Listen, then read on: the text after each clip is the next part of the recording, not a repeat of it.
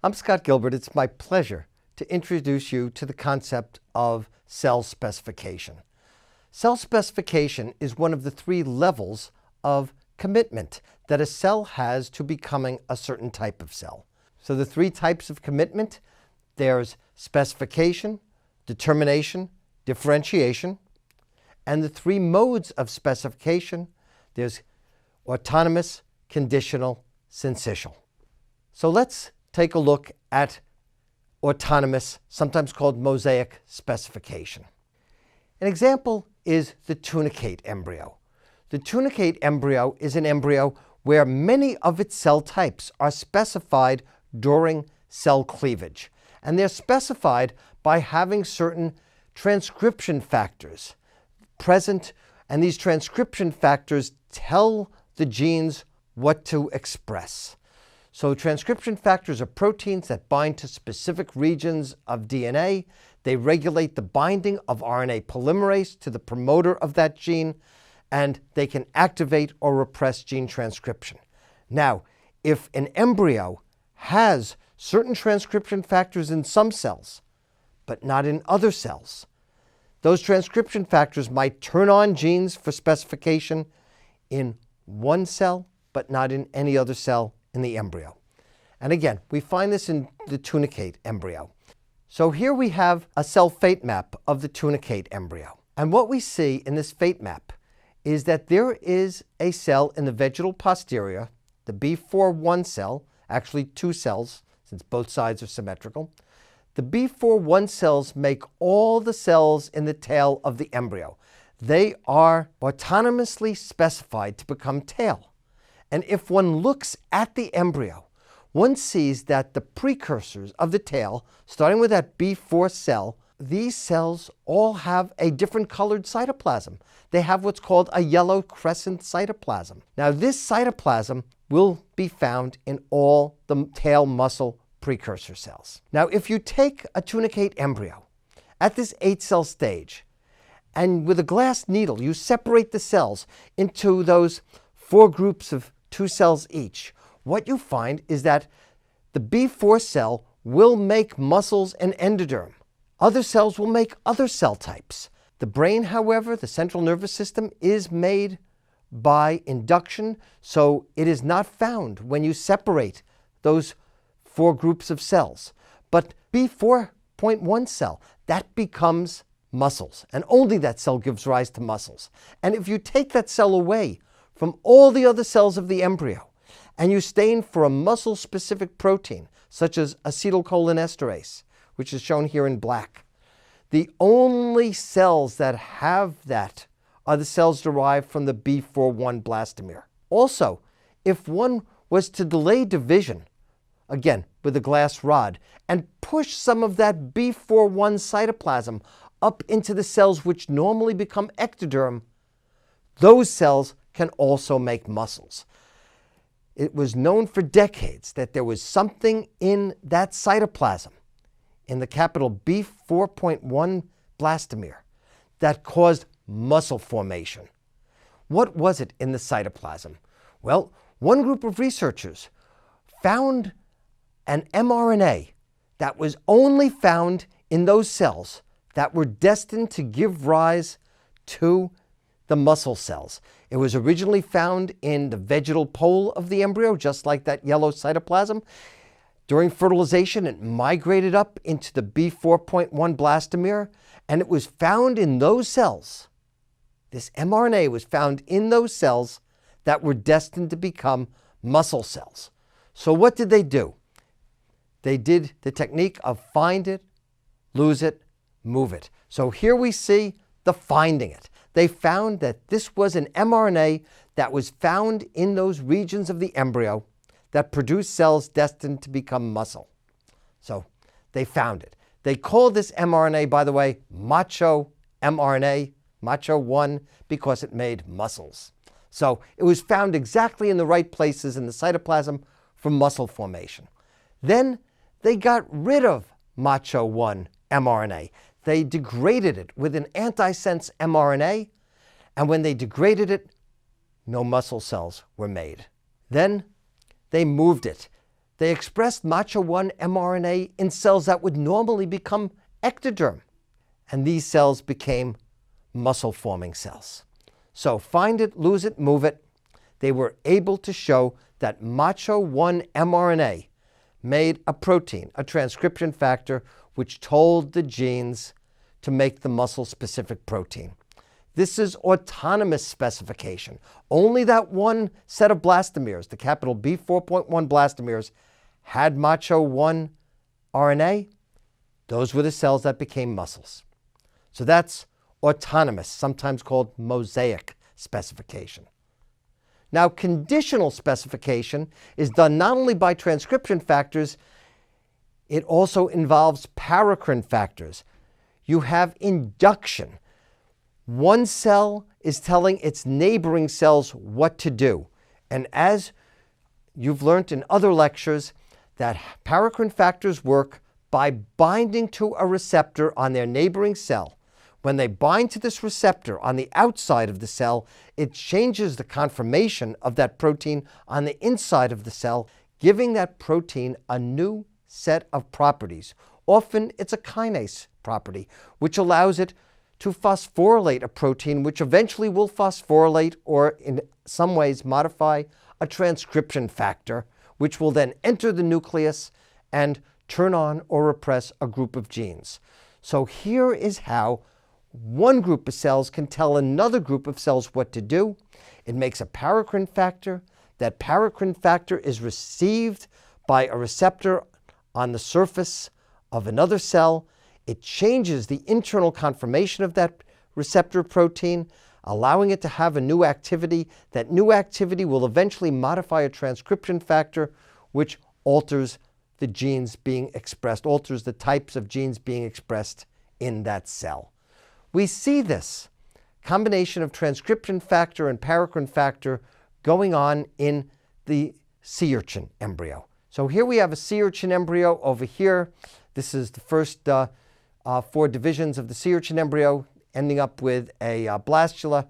And what you could see is there's a particular division, to the 3rd division, which makes the micromeres. It makes these small cells. The division is such that about 95% of the cytoplasm remains in one cell, and 5% goes into these micromeres. We see some pictures of that over here, looking at nuclei and the cytoskeleton. There's a small cell that's being budded off. This cell, the micromere, is autonomously specified to become the skeletal forming cells of the sea urchin embryo. These micromeres are going to become the skeleton. They also have another property. They induce the cells next to them, such as the big cell that got 95% of the cytoplasm, to become the endoderm cells, to become the gut cells. So we have the micromeres being responsible for gut induction in a conditional sense, yet they are themselves specified in an autonomous way. They are specified by a particular transcription factor called beta-catenin. And here's the find it picture over here. Beta-catenin is found in high abundance in the cells that are those micromeres. It is found in high abundance in the micromere cells, slightly less abundance in the cells adjacent to them. If they get rid of beta-catenin, if they get rid of that protein, what you find is that hardly any of the cells become skeleton. Instead, they all become skin. They all become the ectoderm of the embryo. Nothing forms inside the embryo. And if they cause beta-catenin to be stabilized in all the cells in the embryo, what they get is basically a gut with skeleton. They get no ectoderm at all. So micromeres are specified to become skeleton by having this beta-catenin protein. What gives it the beta-catenin protein? There's a protein which is already in the vegetal cortex of the embryo, and it's called disheveled. Disheveled is a protein which stabilizes beta-catenin. So that beta-catenin is everywhere, but it's only stabilized in the bottom of the embryo, in the vegetal portion of the embryo. All the other cells, it's degraded. It remains on in the vegetal cells, in the micromeres.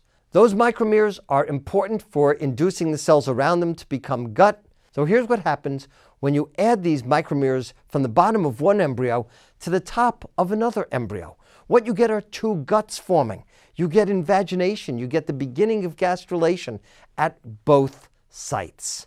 So in sea urchins, you have autonomous specification of the micromeres by the production of beta-catenin transcription factor and its stabilization in the micromeres that are destined to become skeleton. And it also causes the conditional specification of the endoderm, whereby these cells which can become endoderm or ectoderm are told to become endoderm, they're told to become gut cells by the micromeres. So that's conditional specification and autonomous specification. The third type of specification is syncytial specification, and this is what's found in fruit flies. The sperm enters an egg that already has structure. And when it fuses with the female pronucleus, when the sperm nucleus and female pronucleus come together, they will divide without cells forming, so that the entire embryo is full of nuclei, and cells will form around these nuclei only later. And this was specification which was studied by Janni Nusslein-Volhard and Eric Wieshaus, who got the Nobel Prize for this, along with Ed Lewis, who looked at the later stages of differentiation and determination in fruit flies. So here is the nucleus expanding within the fruit fly without cellularization. Eventually, the nuclei go to the periphery and cells will form around them. Now, how does this happen? How do you get specification such that the cells of the head become different from the cells of the tail? In fruit flies, there are ovary cells called nurse cells. These cells make messenger RNAs, and these messenger RNAs travel through channels and they go into the developing oocyte. There are two of these messenger RNAs that get localized by their 3' untranslated regions. Bicoid RNA, the messenger RNA for the bicoid protein, gets tethered to the anterior cytoskeleton, while the mRNA for the nanos protein, nanos mRNA, the messenger RNA for the nanos protein, gets tethered to the cytoskeleton in the posterior end of the embryo. So bicoid is anterior, nanos is posterior. There are two other important mRNAs here. One is hunchback mRNA and the other is chordal mRNA, and those are found throughout the egg. Here's the bicoid mRNA tethered to the anterior cytoskeleton. That's where it remains. But it makes bicoid protein at fertilization, and the bicoid protein can diffuse through the embryo, but as it does, it forms a gradient, which is highest at the future anterior end and lowest at the posterior. And you could see the gradient of bicoid protein here, and bicoid mutants lack that gradient. Bicoid mutants don't make bicoid protein. Bicoid mutants don't have heads. The embryos are headless. So again, we have kind of a find it, lose it, move it situation. Bicoid mRNA is needed for head formation, and it's found in the right spots. Not only that, you could show that bicoid mRNA is the head forming determinant by transferring it to different embryos. So here we have a wild type embryo with bicoid mRNA in the future anterior. And there's a polarity.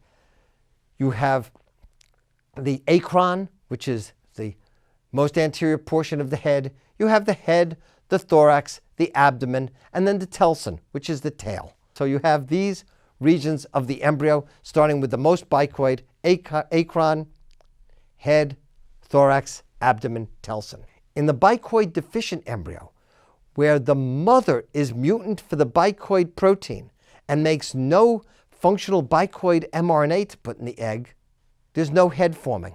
There's no thorax. It's abdomen and telson. The telson, which is a terminal structure, gets put on both ends of this embryo, but it is a headless embryo. Lacks head, lacks thorax. Now, if one to take that bicoid deficient embryo and put bicoid mRNA into the anterior, you get a normal looking embryo. Acron, head, thorax, abdomen, telson. If you were to put bicoid messenger RNA into a bicoid deficient embryo in the middle of the embryo, that middle part becomes the head, and then around it is the thorax and abdomen. If one were to take a wild-type embryo, which has bicoid in the anterior, and put bicoid in the posterior, you get an embryo basically with two heads. Doesn't survive, but you get an embryo at least that starts forming with two heads. How is this happening? It turns out that bicoid and nanos can function as regulators of translation, and bicoid can also act as a transcription factor. So bicoid not only says make head, it inhibits caudal mRNA. It inhibits the translation of caudal mRNA, which says make tail. The nanos protein, when it's made, can combine with other proteins, and when nanos is there, it will block the translation of hunchback mRNA, and hunchback protein says make head and thorax. So what you get are 4 gradients. 2 gradients of head and thorax formers and 2 gradients of posterior formers. Bicoid and hunchback in the anterior saying make a head if you have lots of bicoid, make a thorax if you have bicoid and a lot of hunchback, and you make the posterior structures, the abdomen, if you have caudal. So between caudal, hunchback, and bicoid, all of which are transcription factors, you structure the entirety of the egg. And so here is specification done within a single cell. It's done within the fertilized egg of Drosophila. So in a way, you're converting analog information eventually into digital information. Each part becomes specified depending on the ratio of transcription factors. So there are 3 types of specification. Autonomous specification, where transcription factors are localized in the cytoplasm and are inherited by the cells containing that cytoplasm. There's conditional specification, where cells are influenced by their neighbors. Paracrine factors from one cell are received by other cells, and these paracrine factors activate transcription factors in that neighboring cell.